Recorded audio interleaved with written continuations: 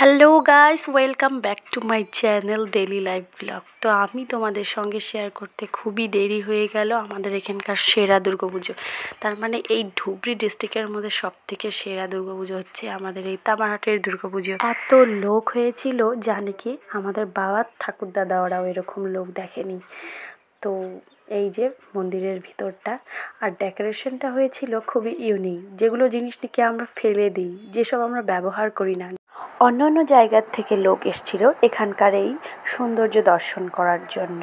আর আমরা দিনের বেলা একদমই যাইনি, কারণ বাইরের লোক দর্শন করার সব থেকে আগে আমরা খুব রাত্রি করে বের হয়েছি, আমরা পরে দর্শন করেছি। যাই হোক, এখানকার দুর্গাপুজো খুবই সুন্দর কেটেছে।